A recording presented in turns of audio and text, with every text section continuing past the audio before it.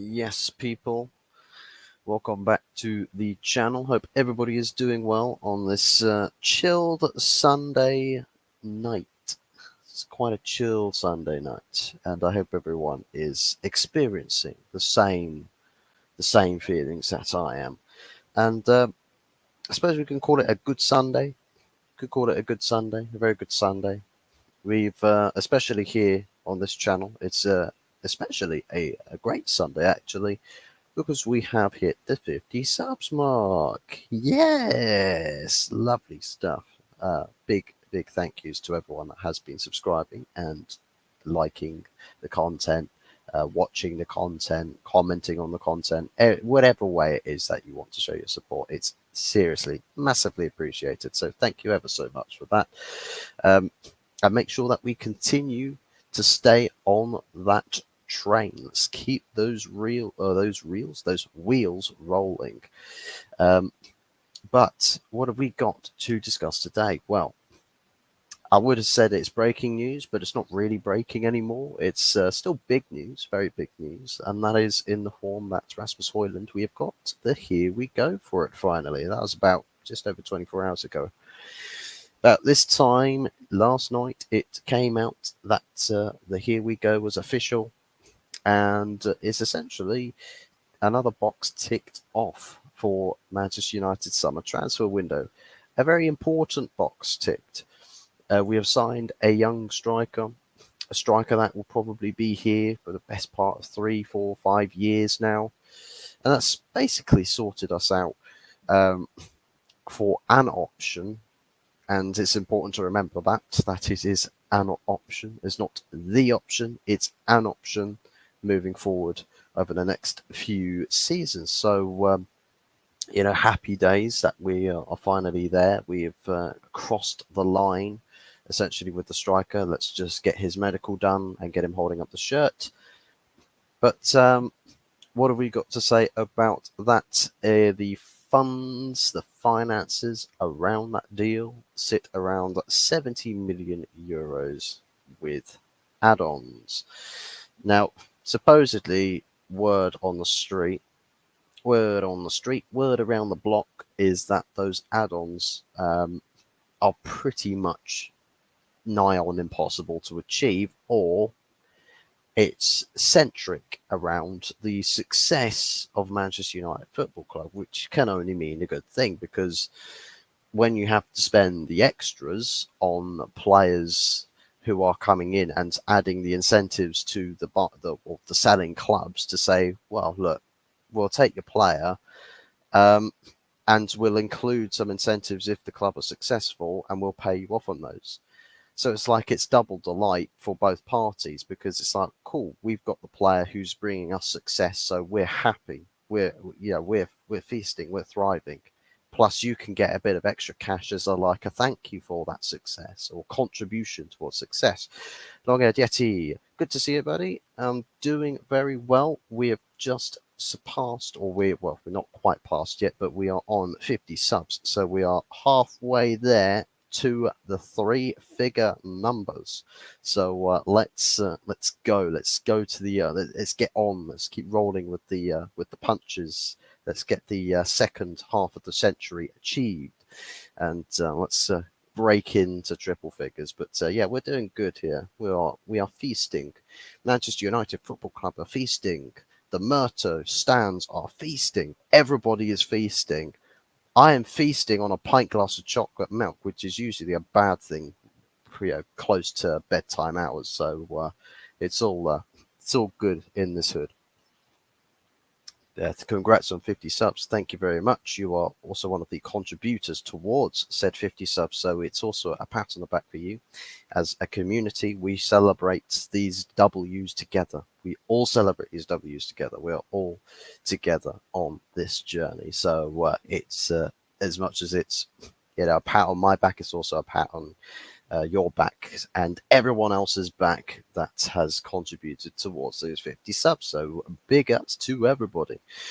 But yes, Rasmus HOJLAND, about 70 million euros up front, with then the additional add-ons which are basically success orientated, which can only mean good things for Manchester United, because that means the deal is cheaper if we're not successful, but the deal's slightly more expensive when we are. And I suppose Atalanta, they're probably hoping that we go on to be successful now. They're probably hoping we go win some trophies and whatnot, and they'll see the extra cash come in, as well as seeing one of their players, one of their former players, thriving at other clubs. Um, so it's all good in the Atalanta camp. What should all be good.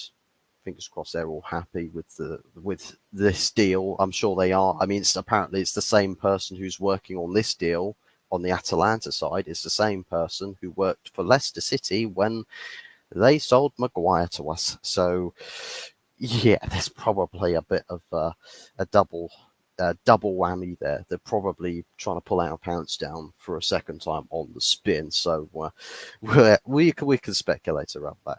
I've watched a few vids on HOJLAND, and if he can adapt to the Prem, it could be interesting. I'll tell you what, if you were to look at him just straight up front, you'd say the guy looks like he possesses a physicality that could prove a valuable asset to the Premier League. And that might be true. That could be true. He's not a short guy. He's a tall player. Funny thing is about Rasmus HOJLAND is, as much as he's got height, he's a bit like Wout Weghorst. He doesn't really score any headed goals. He doesn't score any headed goals. He's barely got any whatsoever. It's all really the ball at his feet where he's got his goals from. So it's going to be an interesting concept, just to see how much of an aerial presence up front that he can actually deliver for this club. So there's another misconception about tall players. Usually a tall striker, you think, oh, Olivier Giroud, he's great with every aspect of his striking nature. Rasmus HOJLAND's not really developed on his head game yet. Blonde and all. But he hasn't worked on scoring any headed goals yet. So maybe he finds his golden touch. Maybe his head game gets stronger the more he plays for Manchester United. But we'll have to see. We'll have to see. I mean, most times people get better head game when they work on it, don't they? Most people do. But now that we have essentially got Rasmus HOJLAND in, that's deal done. We've just got to work out the medical side of things, and then obviously holding up the shirt and whatnot, and get him training with the team. Let's not waste any more time. The attention now switches to the next player on the agenda, and that is Sofyan Amrabat. Now, Sofyan Amrabat, we have not submitted a bid for him yet. There is no bid submitted yet. But as far as the player side of things goes, now according to Alfredo Padula, apparently there are terms agreed that the verbal proposal to the player side of things is that he's happy with what deal is being put forth or presented, so he's keen on the move. The only other question mark now is the club's agreements. Now, there has been for a long time that it's been touted about £25 million, or £26 million was the first pricing. Some people were sort of, etching that price down just a tad, just a little bit. Some people speculating slightly higher price. I think it went up to probably capped out about £30 million ish, thereabouts. But then someone else came out. I think it was Jamie Jackson or something, I think his name is. Came out, was just like, oh yeah, £50 million is what they're going to sell him for. And think, what? So what? I'll tell you what, there's probably an edge to this, right? Where everybody that sees Manchester United is linked to a player, someone's got to report that the pricing of said player is probably around 100, 200, 300, 400% more expensive than said market value. Like, it really feels like as soon as we're linked to a player, it's like Zion Suzuki, right? The only pricing I've really seen him linked, the only sort of pricing we've seen us be associated with that deal sits around maybe £5 to £6 million, right? Which is it's a reasonable deal for somebody who is essentially going to be backup goalkeeper. It's reasonable. It's a reasonable deal. Reasonable stuff. So, £5 to £6 million. Let's say mainstream media really see this deal speeding up and all of that. Someone's going to come out and report, oh yeah, they're going to, the Japanese club are going to sell it, because I literally don't even know what club he's at in Japan. I literally, it's that there's the truth for you, right? I don't know everything about this player. I don't know this player whatsoever. I've seen one or two clips of him, and it's like, well, based off one or two clips, most of the fan base will say, oh yeah, well, he's the perfect goalkeeper. Well, he's not, because no one's watched him.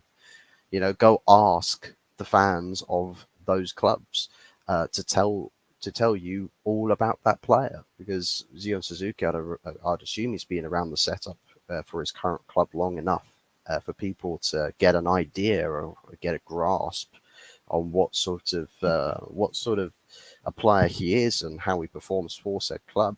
Um, but as far as age profile goes, it fits the bill for a up and coming goalkeeper, sort of playing second fiddle or third fiddle, because we've got the Tom Heaton still, which I'd assume Tom Heaton might actually stay. I think regardless of what happens if Zion Suzuki comes in, I'd imagine Tom Heaton would probably stay, just as experience on said goalkeeping front, which you know most clubs don't really say no to anymore. So,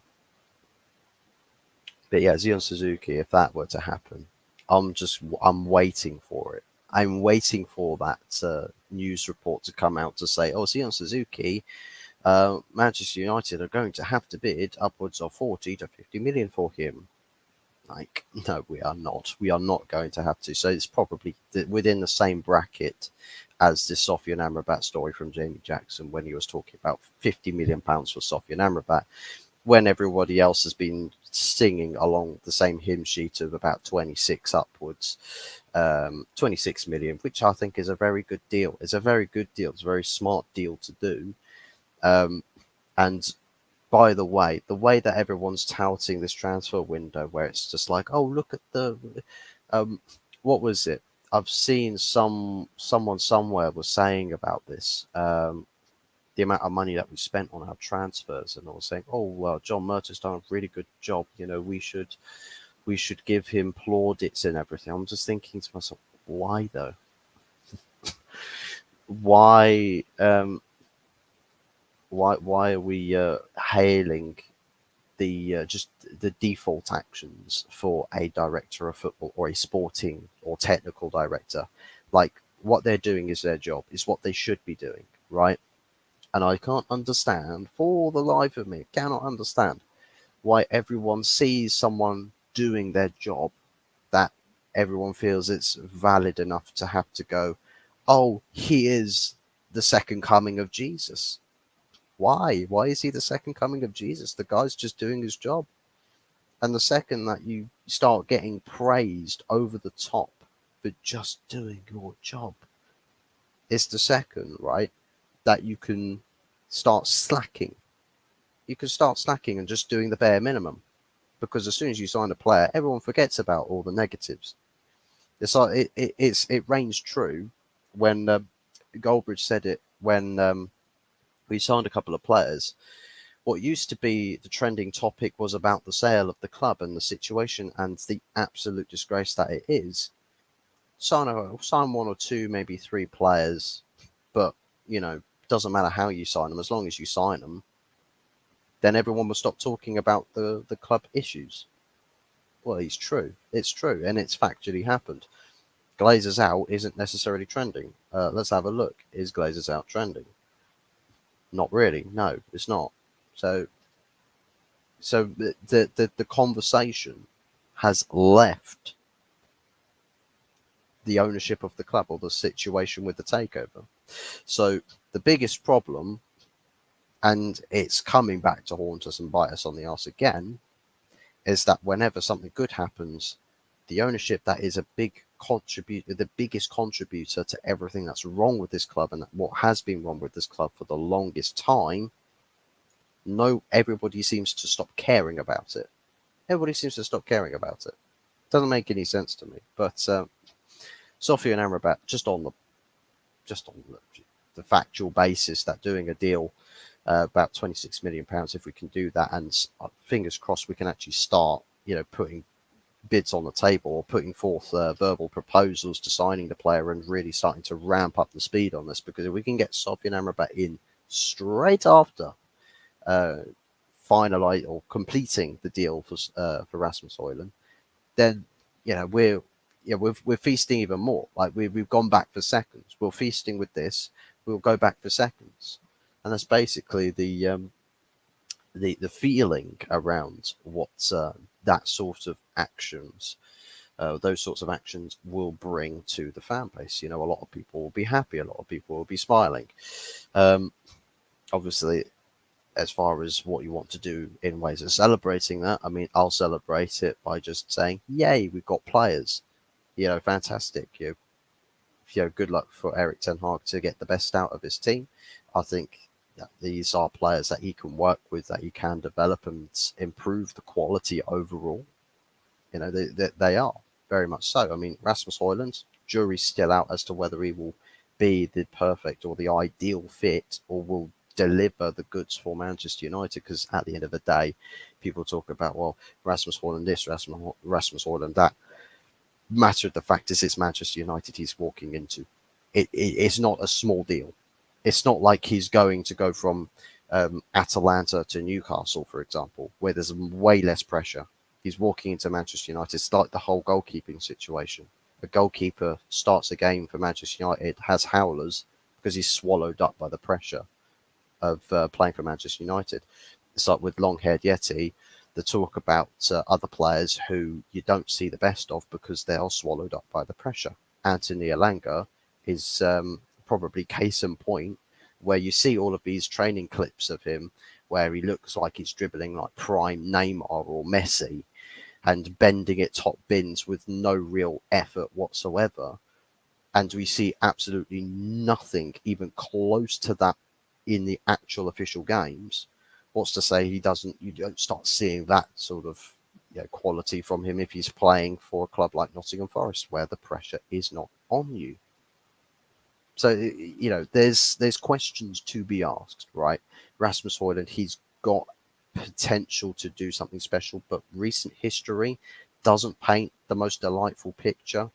And as far as the way people are hyping him up, I'm going to stay very, very reserved on this. Now, if he starts off the season really strong, like let's say between the first game, right, and December, let's say he goes and scores like 10 goals in the league between now and December, or the first game of the season and December, I'll say, okay, well, he's doing a good job. He is, factually, he's doing a good job. 10 goals in the Premier League is a pretty good job. It's a good start. For someone at his age as well, the age profile, usually, younger players around this sort of age. I mean, a good example of a Premier League striker who looks really good and really, really, really promising, but doesn't bag tons of goals in the Prem, Evan Ferguson. So most people, want Evan Ferguson, but if Rasmus Højlund comes in and starts doing better than what Evan Ferguson is doing, you can say, well, fair plays. Absolutely fair play. So I would start to believe in the Rasmus Højlund type a little bit more. The other side of the coin with Sofyan Amrabat, I think, is just a necessity. We absolutely need to have a player like Amrabat in the team. Is what this team needs, right? Especially for what we want to do next season. We need a player like him in the team. For how much he's worth, fantastic, brilliant piece of business. I'll give the Murto Madness machine that sort of a credit, but factually, on the basis of you need a player, what do you need? We need extra cover for Casemiro. We need a strengthened spine for when we travel to these tough away games or these really hostile places. Brilliant. We have an option for Sofyan Amrabat where you play him alongside Casemiro. That's going to be one hell of a difficult midfield to break down. There's going to be a very difficult midfield to break down. And if Casemiro is not available, if he gets suspended or he's slightly injured or just managing his minutes perhaps, Sofyan Amrabat comes in and he can do he could do a fairly similar job to Casemiro, and that's what we were massively lacking last season, is where we had to revert to type, and that was two players doing a one player's job, aka maybe it was Fred and Ericsson, Ericsson and McTominay, or Sabitzer and Ericsson, or Sabitzer and Fred, whoever it was. We're relying on two players to try and cover one player's job, and it didn't, it wasn't working out as well as we were wanting it to. Although the games record in terms of how we won and lost games wasn't like massively hampered like I think some of us were expecting it to. We actually managed okay on the result side of things, but I think just the way that we played meant that we were constantly having to chop and change the formations, chop and change starting 11s every single week, because something that was working one week was just not working the next. So we had to keep everything sort of chucked up in the air a bit and uncertain. So now if we've got someone like Sofian Amrabat, you can essentially, if one player goes out, you can keep playing the same way because you've got a player to cover a pivotal part of your team. A big, crucial aspect of your team can stay the same. You don't have to chop and change everything. You don't have to rip up the blueprints and start it from scratch. You don't have to worry about none of that. So Sofian Amrabat is the necessity signing that now it's time for Amrabat. Let's go out there. Let's not waste any time. Let's go get him. Let's go and get this deal done ASAP. Let's not waste any time. Let's not let any other clubs start getting interested in the player. No, just if you see a report out there, John Murta, if you see a report out there saying Liverpool interested in Sofian Amrabat, call up Liverpool and just tell them to fuck off. Fuck off, Liverpool is ours. And then just literally jet out to Fiorentina and just literally hand them a briefcase with money in like 26 million or 30 million pounds and just leave it on the table. It's just like, there you go. 30 million of His Royal Majesty's. Take it. Take it or leave it. We want Sofian Amrabat. And come back with Sofian on your plane. Come back with Amrabat on your private jet. However it is you travel. I mean, knowing how stingy this sport can be sometimes, they're probably flying around Europe in Ryanair. Ryanair business class, if that even exists. Don't think it does, but Jesus Christ, that is no wonder they're hella cheap. Ryanair, super cheap airliner, but you probably have to pay excess for damage fees for the damage they do to your spine and skeletal structure. But moving on from Amrabat, Axel Disasi, a shortlisted centre-back name for Manchester United, essentially was meant to be a Harry Maguire replacement. By the looks of it, is not going to happen for Manchester United because Chelsea have opened negotiations with the player. And once Chelsea, under their board, open negotiations, if it's for a cheaper player, not having to pay 90 million Caicedo, they'll usually get the deal done. Now, Axel Disasi, I see a lot of people, giving a lot of hate and shit on Axel Disasi. I mean, the guy's, 24, 25? I think he's 25 years of age.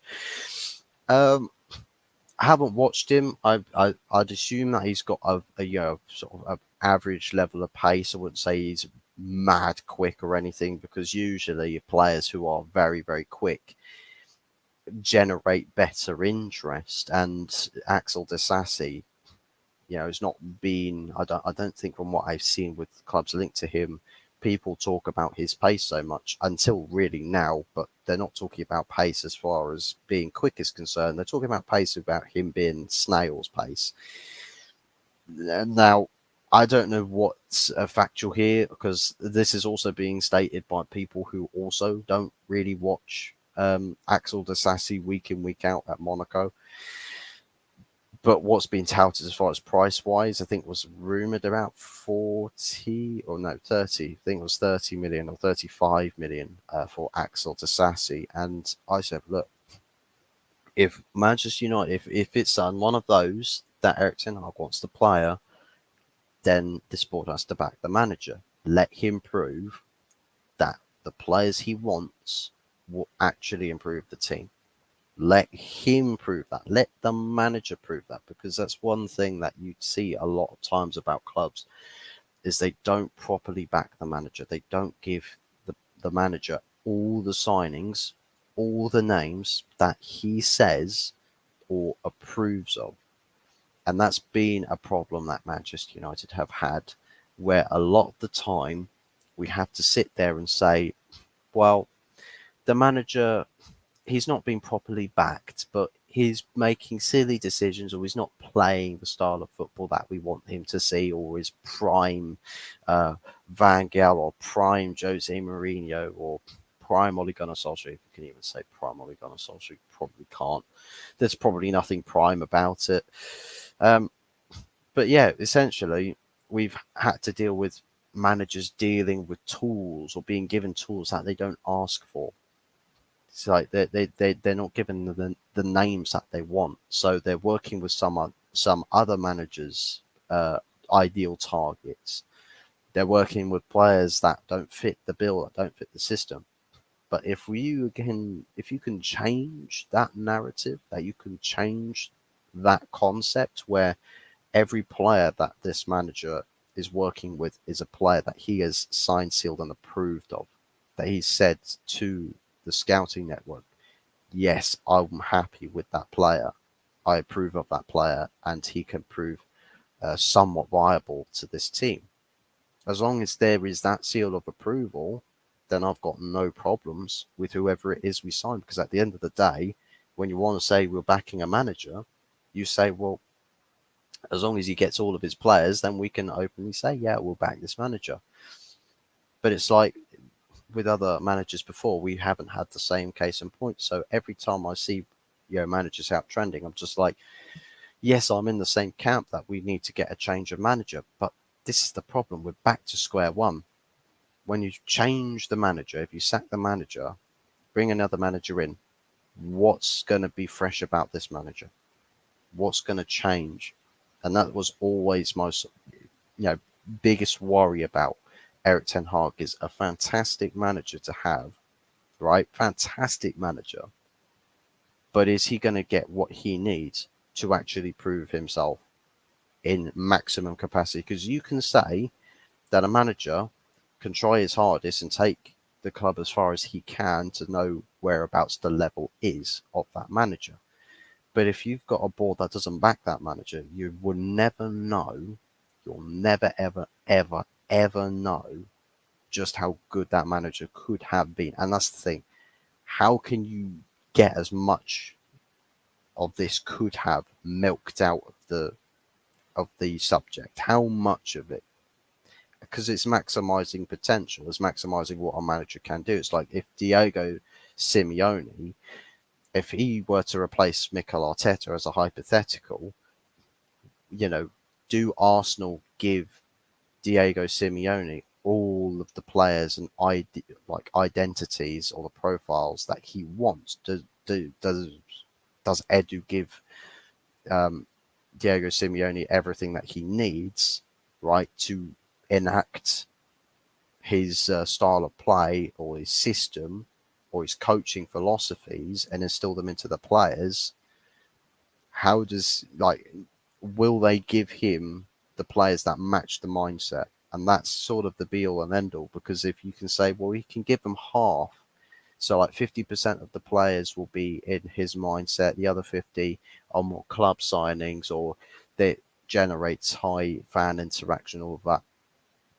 It's a little bit like Joao Felix at Atletico Madrid. It's like the system's not very favourable to a striker, right? And he was he's probably a closer fit to a prolific goal scorer at Benfica. Goes to Atletico Madrid, doesn't really play consistently in the system or the way that best suits Joao Felix.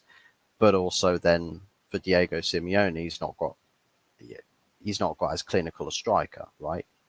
He's not. He loses an edge, so he's not able to maximize what he can get out of his system. therefore you're going back to say, well, as much as Diego Simeone's not being a successful manager or he's not winning every tournament or trophy, but at the same time, what if you gave him 100% of everything that he wanted? You would see what sort of a level that manager really is at.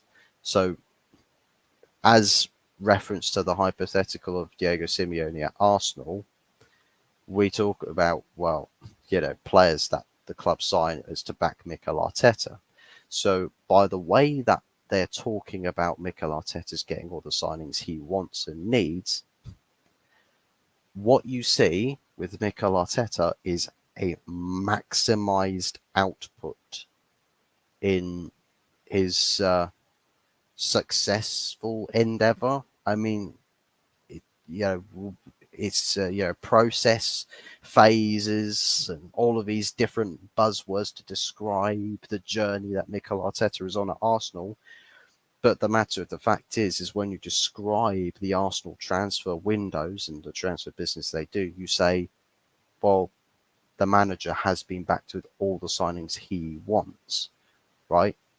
Because it's players that the manager says, yeah, no, I'm happy with those signings, right? So on that fact alone, you say, well, okay, so if Arsenal don't achieve anything, I mean, come on, the whole squad is players that he wanted. So that's your biggest teller to say, well, okay, then Mikel Arteta can't win anything or like trophies or anything, or can't really exceed this team to, be out and out better than other opposition.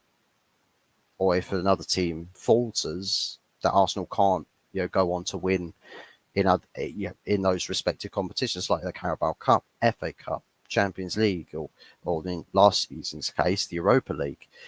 That supposedly that was his squad back then too, but the depth wasn't great. But it's still his squad, still his players. But then they stop performing, and then it's like, well, whose fault is that really? Is it the players' fault, or is it the manager who's, perhaps the message is not quite right, perhaps the setup's not quite right, perhaps the tactics are being found out. There's all these different elements and questions to answer. But at the end of the day, if the transfer side of things regarding backing a manager is filled out to maximum capacity, you will know just how good the manager is. That's the thing. Ten Hag, we need him to be fully backed. We need him to have all of the tools handed to him that he needs to progress his team, to grow it, to build it towards success. And the closest we can get to that, the better. Absolutely. The closer we can get to that, the better. And we can more accurately judge how good Ten Hag is as a manager. We can more accurately judge. It's like with Eddie Howe at Newcastle. Let's say, for argument's sake, Eddie Howe gets all the players he wants at Newcastle. Obviously, because of Saudi Arabian ownership, their endeavour is to grow the club to becoming, the dominant team in this country, the dominant team in the Premier League. That's basically their end game. That's where they want to go, and they will do what's necessary to get the Newcastle to that level. But the question is, when Eddie Howe gets given all of those managers, how far does he take that squad? How far does he take the team? I think there's still a bit left for him to get out of this Newcastle team, although there's taking a bit of a hit with losing what's his name, Alan St. Maximin. I mean, Jesus Christ, that transfer came out of the blue. I know some people don't rate him with his injury records and inconsistencies, but the amount of times he's caused problems on the football pitch for whichever team it is he's playing, it's an option, isn't it? It's an asset. And in the Premier League, that's quite difficult to come by, a player who's constantly able to beat his man off the dribble. Because there's not really a huge amount of wingers that absolutely leave defenders for dead. And not just once, but multiple times in a single passage of play. So, a big, relatively big Premier League talent, and Alan St. Maximin, that's been lost to Saudi Arabia. But yes, basically to summarise things with Axel Disasi, You know, is a player that I think Ten Hag perhaps is a shortlisted name. So I'd assume it's probably someone that Ten Hag would have been happy to have, would have been happy with him signing for the club. But by the looks of it, as it stands, Maguire's going to be staying for another season, despite being openly up for sale. Um, who knows? Who knows anymore? I mean, Maguire shouldn't be here. Everybody and their grandmother knows. Yeah, the grandmother that's either in a box or grandmother that just doesn't watch football. That even they know that Maguire shouldn't be a Manchester United player right now, right? Yeah, rest in peace to anybody's grandmothers that are currently 6 feet under. But you get the point. Maguire should not be, under any circumstances, a Manchester United player right now. He shouldn't be. But this club, for some reason, want to persist with it. They want to persist with it. They want to persist with the things that don't work. Also, big ups to whoever it was that subscribed. We're now to 51, so we are well and truly on the road to 60 subs. So massive shout outs to whoever that was, and big ups to you. Thank you for the 2 likes on the streams as well. Make sure you carry on smashing the likes and subscribing. We're going places, people. But it is a frustrating feat. It is a frustrating feat that Harry Maguire's yet again going to be seen to as the go-to option or something like, oh well, Harry Maguire, we can still get some good games out of him. Like, I'm not. I don't want the fact that it's not worked for this long. I don't want us to sit here and continue to sit here and say, oh well, yeah, Maguire, we could still get good performances out of him. We could still get good games. There's still potential in Harry Maguire, and it's just like, please, the guy is 30 years of age. 30 years of age, could be turning 31 this season. I think he is 30. I'm pretty sure he's 30 right now. Um, so yeah, he is currently 30 years of age. So this season coming, he will turn 31.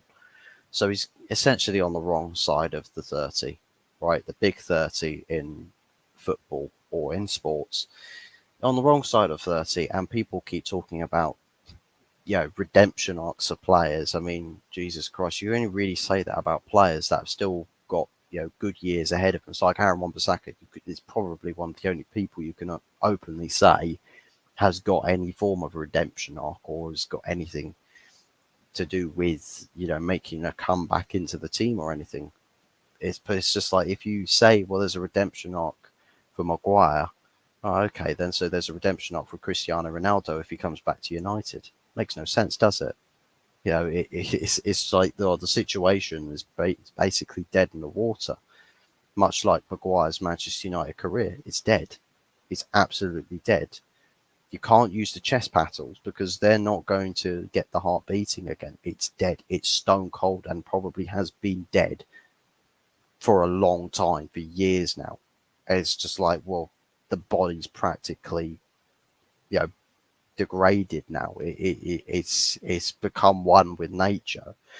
So there's no point in trying to sit around and be positives and try and find any reason to say, well, Harry Maguire is got a future at this club when he has not. So the sooner we can get our head out of the sand with that, the better. Absolutely. So yeah, but Disasi being linked to Chelsea, so he's probably going. I think it's probably a sealed case now. A done deal, you might as well say it is, because once Chelsea start sniffing around, it's pretty much a 90% guarantee that they're going to sign the player at the end of the day. It's just really how quick they do it, because I know they've not gone for signing Blockbuster this season. This summer, they've not gone to sign Blockbuster. I mean, Caicedo will probably be the nearest thing to a Blockbuster signing for Chelsea in the summer transfer window, but they will still spend cash if they need to. And based off of how they've sold a lot of the players that they had from last season, they've done a pretty good job, I'd say, with that. They've done a pretty good job, and on the sales side of things. And as far as the acquisitions, I know a lot of Chelsea fans are not the most excited by the players that they've signed thus far. But as far as pre-season is concerned, they've done an all right job. They've done an okay job. Disassi is going to be a question mark. I know some Chelsea fans might be excited by that. Some others might be sceptical, a bit like me with Rasmus HOJLAND, where he's evidently got a big thing to prove. Probably they'll need to sign Axel Disassi for the sake of essentially filling the void for Wesley Fofana, because he's going to be out for a very, very long time.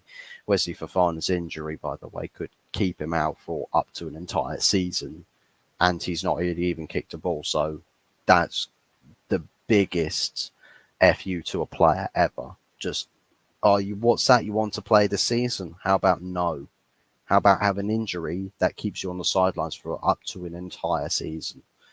Like, that's ridiculous. That's absolutely crazy. So evidently Chelsea will be in the centre back market, and they are, and they're looking at Axel Disassi now. So I think there was rumours about Harry Maguire links and whatnot, but I don't think there's any legitimacy to that, because anybody with a brain at Chelsea Football Club would be strenuously saying in a repetitive fashion, "Don't sell Maguire, don't sell Maguire, don't sell Maguire, don't sell Maguire," and probably spewing propaganda throughout the halls of Cobham training grounds that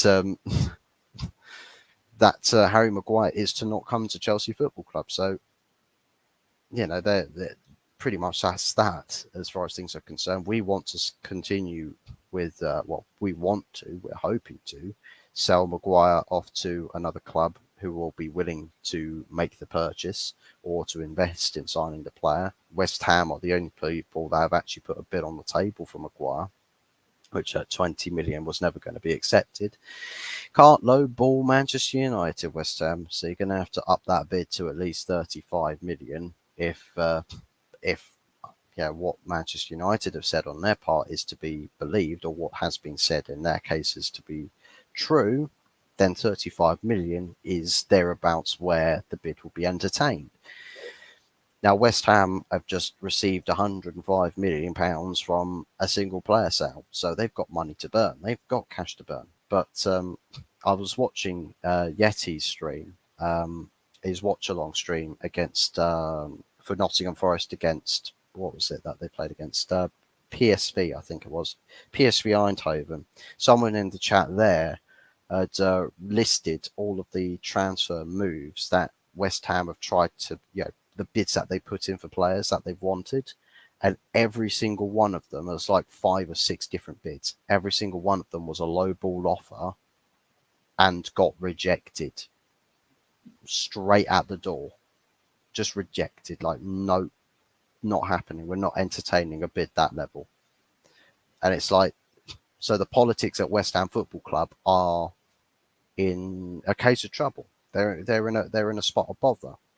So that in and of itself probably makes the Maguire deal to West Ham less likely if the board of West Ham are going to be, working, pretending that they're working with some shoestring budget, but no one's biting. No one's biting it. So their season, their summer is getting hampered, which is a massive tragedy for them, because it's literally off the back of a European success. They've won a trophy last season, regardless, irrespective of what competition it is or what level it is, still a European trophy. And you think, well, a trophy, success, we can start to, we can start injecting a bit of, a bit of a winning mentality, a bit of a winning philosophy. And you'd think, well, great, fantastic, wonderful stuff. We get this trophy, we start to build on that. And, if West Ham know that Declan Rice was going to be leaving the club, that they were going to sell him, and they could probably say they would have seen that they were going to sell him from seasons ago, like 2 seasons ago, thereabouts, they probably knew, Declan Rice is definitely going to be going, but let's try and get as much money for him as we can. Find the right time to sell him, and this is the right time. Sell him, get loads of money for it. But then all of a sudden you get £105 million and you're just like, well, we're going to spend next to nothing. It's a bit like Brighton. You won't spend big bucks on a player ever because you want to continue to find cheap options to try and wave the magic wand and turn a player that's one club's trash into another one's glory. And Brighton, as good as they've been with developing players into world beaters, I mean the system really incorporates to making a player look better than probably what they actually are. Probably a case in point might be Kaira Matoma. As much as people go raving mad about Matoma, it's probably the system that's doing a lot of Matoma's talking for him. So that could be the case. But it's not a sustainable way to running your football club in the Premier League, unfortunately, for Brighton. Unfortunately, for other clubs that run the same philosophy, it's not a sustainable way to run your football club. You've got to stick money in. You get the money, buyers buy your players, they give you lots of money. You've got to maximise where you're reinvesting that cash. You can't just keep on reinvesting. I mean, do we want to, a perfect example, the perfect example of a selling club that loses its sustainability in the Premier League and paid the price dearly for it is Southampton. Buy cheap, sell expensive, and keep on doing that to maximise the amount of money you make. Here's the thing, because of how expensive or how much money each of the Premier League clubs are getting in revenue every year from TV licensing and everything. Forget just match day revenues. I mean, the TV licensing on its own is enough to make the Premier League clubs just way more, combatant or competitive, I should say, than the finances of other leagues such as La Liga or Bundesliga as such. So a lot of these clubs, unfortunately for them, for those who want to do the buy cheap, sell expensive, you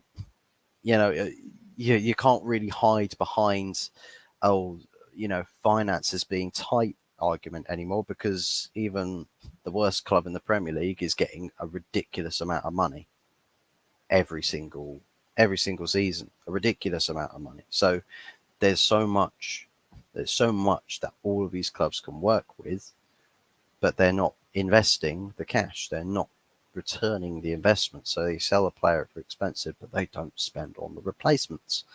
They don't upkeep the quality of the squad. They don't do what's necessary to keep the club at the same level that they are, or to increase that level.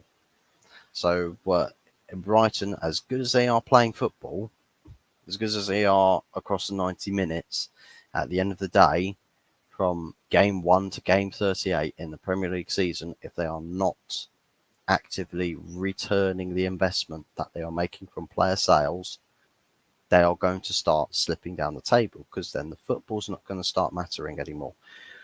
De Zerbi, the one that has brought this beautiful football to the south coast of England. There's this tactical style of one-touch passing under pressure, inviting the opponent's press into your own box and playing it out, passing it through the press. That's going to disappear. De Zerbi will end up getting picked up by another bigger club, and then Brighton lose the golden edge or the sharp edge to their team. They sell their prized assets for expensive prices. They keep buying cheap because they think that's the sustainable method. But then that plan stops working when you start losing 3-0 every week. That plan goes right out the window. Sustainability of buy cheap. You kind of get left a little bit red-faced when you sit in the relegation zone for most of the season. And that's just the truth of it, unfortunately. If you're a Brighton fan, probably once De Zerbi's gone for Brighton, questions will start getting asked. 100% will. Um, let's go on from Disassi. So as we know, Disassi linked to Chelsea now, and probably most likely going to happen.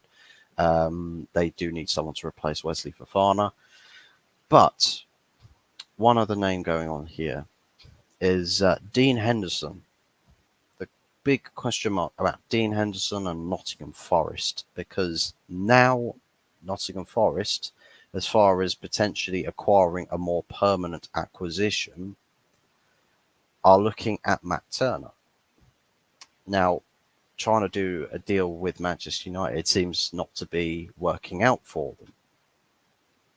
And whatever's gone on there, I'll be interested to know. I'd love to be a fly on the wall in a Nottingham Forest negotiating room, or just in their boardroom meetings about transfers and signings and whatnot. Dean Henderson, the club of Nottingham Forest were sort of changing the stance a little bit to say, well, we're actually going to angle more towards of a loan deal now. No, we're going to sweep aside this prospect of buying Dean Henderson permanently, even though the player desperately wants to come, like he wants to move to Nottingham Forest. We've known that since he joined us on loan last season. Now the question that has arisen is the what is it that Nottingham Forest are going to do now? Plus, what are United going to do? It's sort of like the dominoes are teetering and they're sort of preparing to fall a little bit. Nottingham Forest want a goalkeeper. They've been trying to negotiate with Manchester United. First, it was a permanent move. Then it was a loan to buy. Now it's sort of like, well, United are almost compromising slightly to say, well, we could let Dean Henderson go on loan for another season, which doesn't work for us. It doesn't work. I don't understand why we are still persisting with Dean Henderson staying on our wage bills, plus then just loaning players out that we're not going to play rather than selling them. Doesn't make any sense. It's more problems in future transfer windows for us. So the fact that we're rumored to have potentially open to a compromise on a loan deal, I suppose it's an element to that's not true. I suppose it's the side to, well, doing a loan deal is not true, because if it was true, then Nottingham Forest probably would have swiped your hand off. They probably would have just like, okay, yeah, thanks for Dean Henderson. Because it works out for their wage structure, because we're paying some of his wages as well. And it saved money on the transfer budget. So it's 2 boxes ticked for Nottingham Forest if they had Dean Henderson for another loan deal. It would, and I mean Dean Henderson, as much as he gets minutes for Nottingham Forest, he knows that, well, my future's then uncertain yet again. Come then the following summer. So it's like we need to find a ways to actually solving that goalkeeping situation.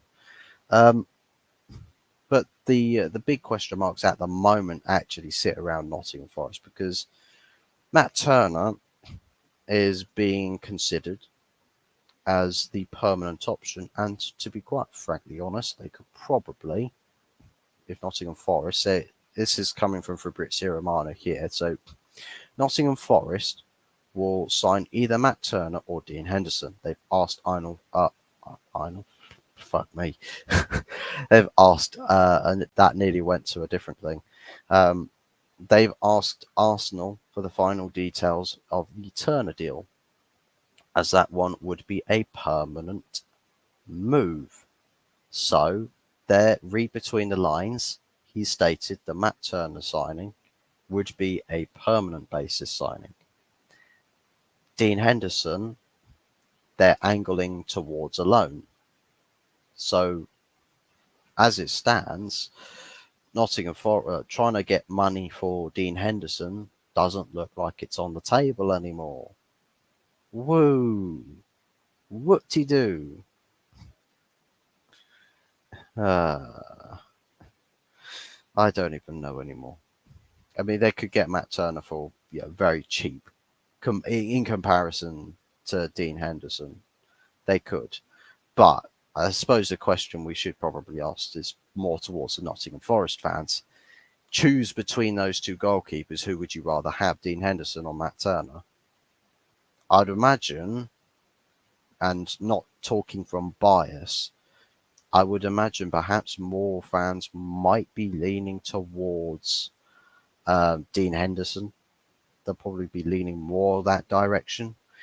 Um, that's just off based off of my assumption. I might be wrong. Long haired Yeti, if you are still here, if you would like to answer that question, who you would rather prefer having as your goalkeeper next season, Dean Henderson or Matt Turner? Like, it's sort of, I don't know how close the comparisons or the split the preference in a Nottingham Forest fan base would be between those two goalkeepers. But if it was down to me, if I was a Nottingham Forest fan, I would be leaning more towards Dean Henderson.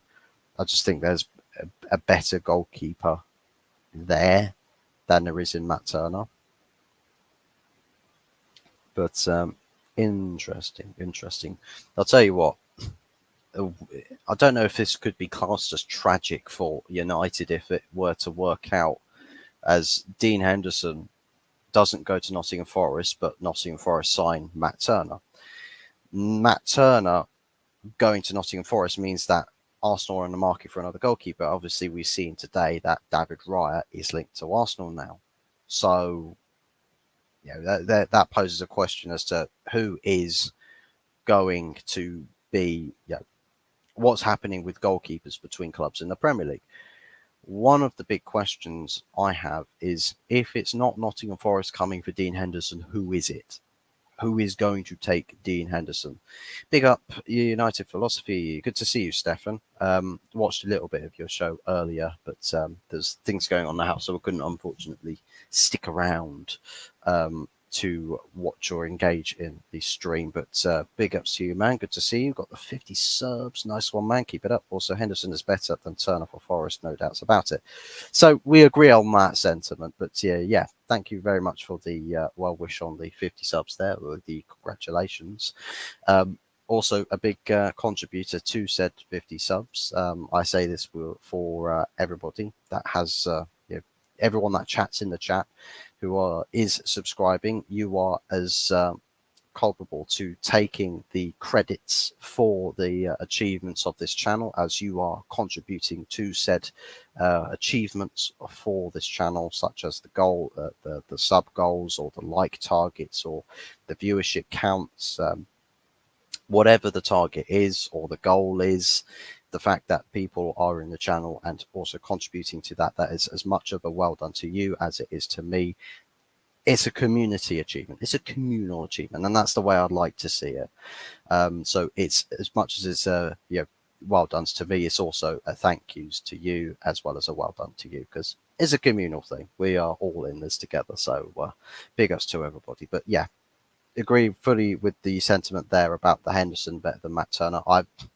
I said that if it's Nottingham Forest, if you're thinking as a Nottingham Forest fan, which one would you rather lean in towards? I said, look, if I'm a Nottingham Forest fan, I'm thinking, well, Dean Henderson's not only been here for a season, I know what he's capable of. I know how good he can be. And I think Dean Henderson probably fits the bill better, and is probably going to have safer hands for Nottingham Forest next season than Matt Turner would. So, make of that what you will. I know Matt Turner, I think it's going to be a guarantee if David Raya transfer move goes through.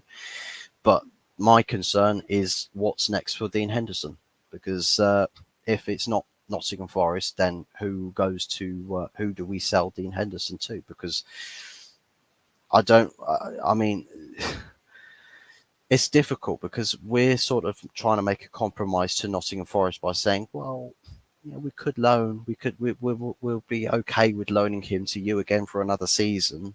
It doesn't work out well for us because we want to sell him, but it, as far as needing to solve our goalkeeping situation, if Zion Suzuki is anything of a legitimate target, now apparently the talks are still ongoing with the Zion Suzuki camp.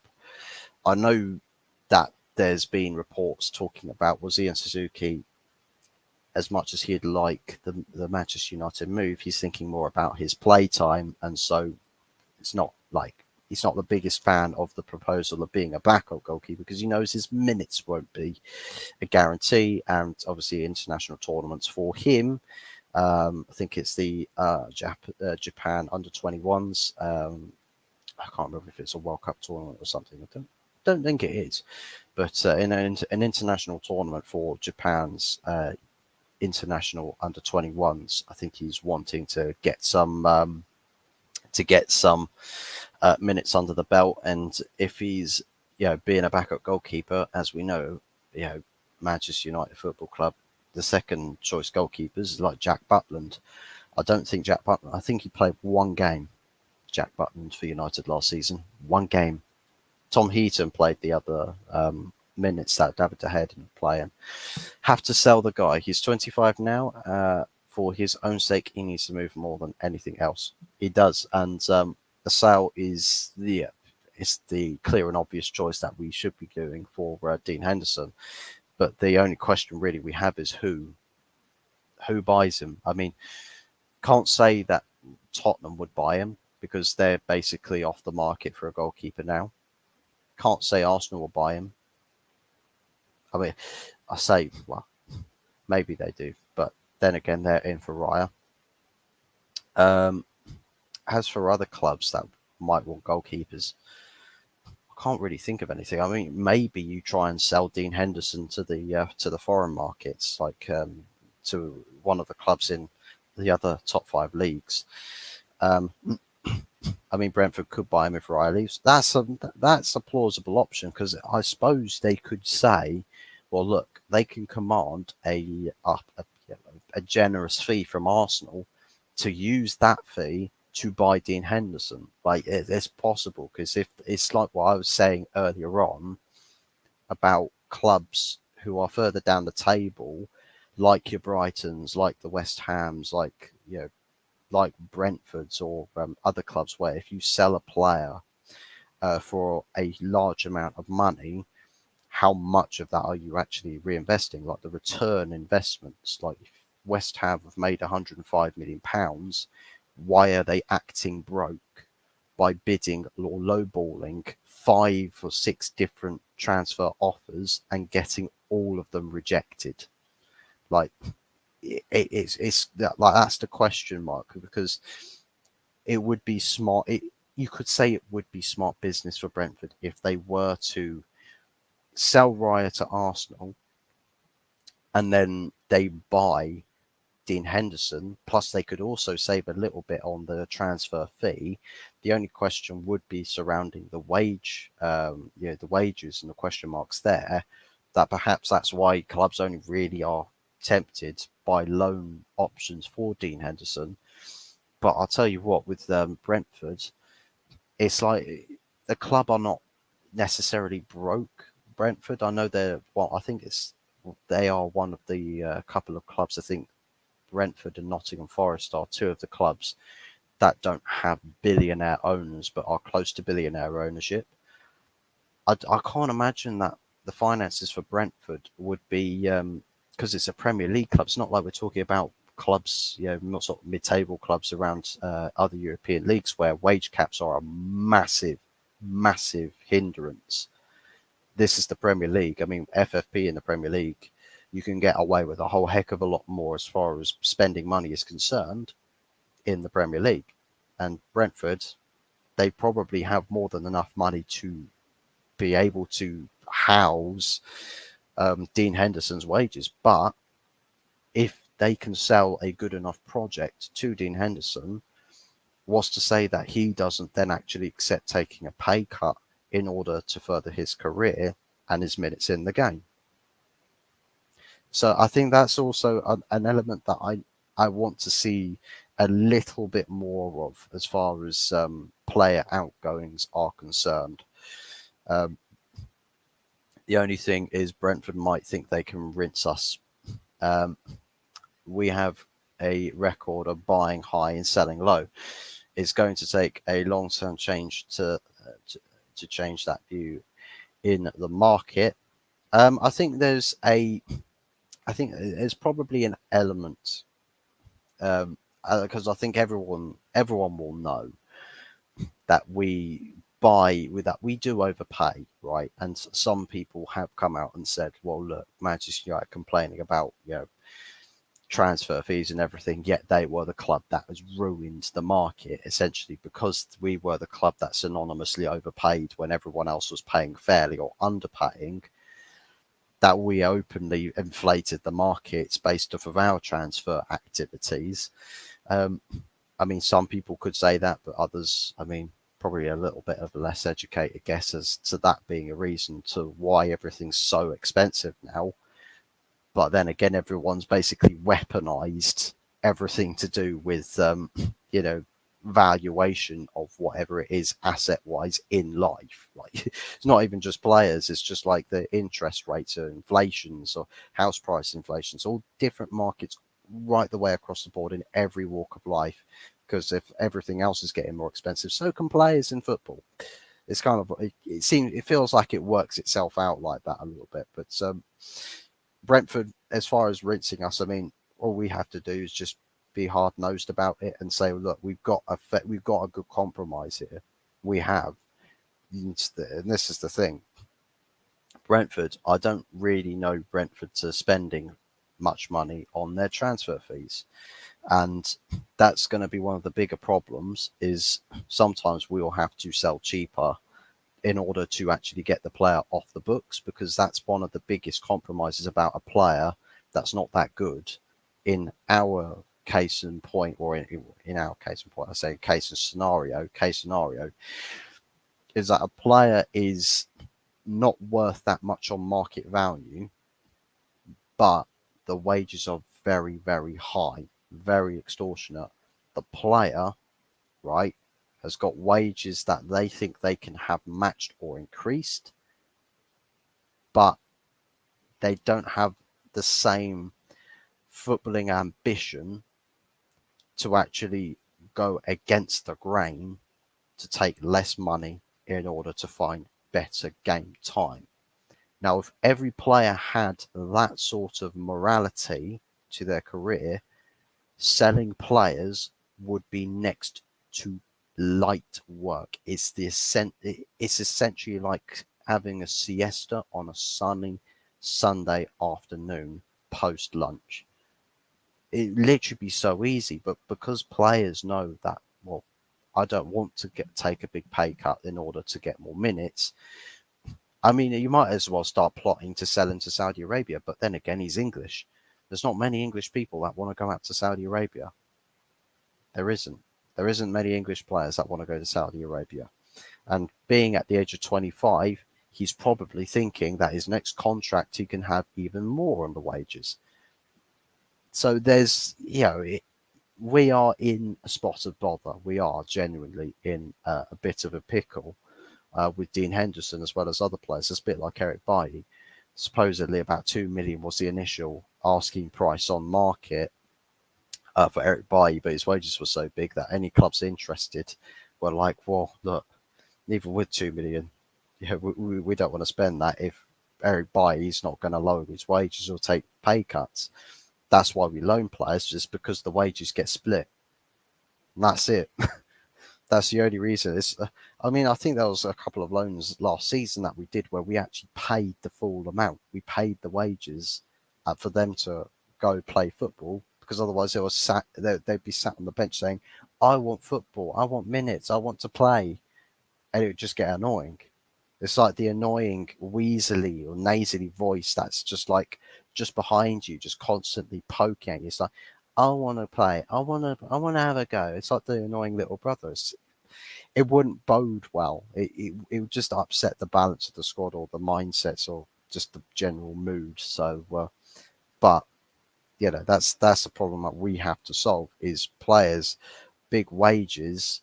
It's so difficult to get rid of them. It's not just because of clubs not wanting to pay the wages. It's because the players want more money.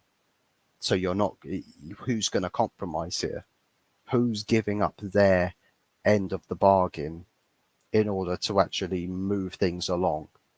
And Dean Henderson might be in that boat right now. So that could be the point to yeah, the self-explanatory point, that is Dean Henderson not leaving Manchester United by now, despite the club wanting to sell him. See, that if the club were happy to loan from the get-go, Dean Henderson wouldn't be here.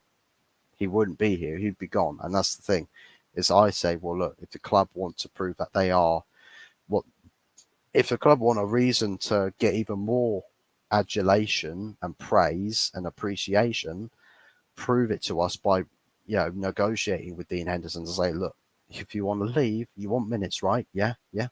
Take a pay cut. That's the only reason. That's the only way you get minutes in your football career. If you want to carry on playing football, take a pay cut. No one wants you for your wages, on your wages. No one wants you. Literally, and that's the thing. Sometimes you have to be brutal with players. Brutal, right? And some players will throw their toys out the pram. But that's the thing. When you looked back in throughout the annals of history, when players have thrown their toys out of the pram, what you tend to have seen is clubs are going, right, okay, you're acting like a right sport brat, get out of my club. And that's it. Player would be gone. Player would have left. But we're in the modern day where basically it's handbag settings. Everyone's a prima donna. So it's going to be interesting. It's going to be very, very interesting to see what happens or how the situation resolves itself.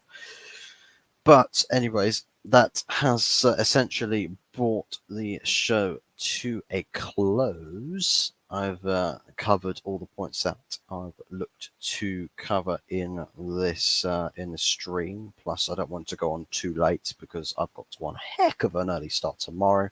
I'm going back to do some manual labour in someone's garden. So I've got a physical day tomorrow, a very physical morning, but I should be back sort of afternoonish.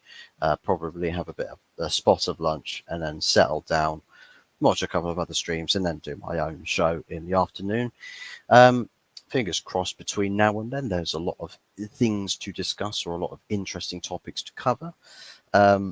Definitely makes my life easier, as well as interaction in the chat, because it helps to further conversation and potentially cover other topics of discussion, and it definitely makes things a lot more exciting for me. So big appreciations and shout outs to everybody that has liked the stream, that has subscribed. We are currently on 51 subscribers, so we are on the journey, we're on the road to 60 subs. We are rolling along this train, and let's hope that it doesn't stop anytime soon. And yeah, big shout outs to everybody that has been supporting this channel. It's not a massive achievement, to say the least, but it's an achievement nonetheless, and any achievement that I get, I'm very much grateful for, because it's out of people's generosity that we get these achievements. So it's all thanks to you. It's all a well done to you as well for getting us up to 51 subscribers, and all the other subscriber goals that we hit down the line as well. So big ups to everybody that has liked, that has subscribed, that has watched the stream, who've commented. If you're watching this on playback, be sure to leave all of your thoughts and feelings in the comment section below. And that's it from me. I'm going to love you and leave you. Y'all have a wonderful rest of your Sunday night, and if you are anywhere else in the world, probably enjoying on Monday mornings, or for yet to enjoy the rest of your Sundays. So big ups to everybody. I hope you have a wonderful, fantastic rest of your days, and we'll see you again tomorrow. Ciao for now.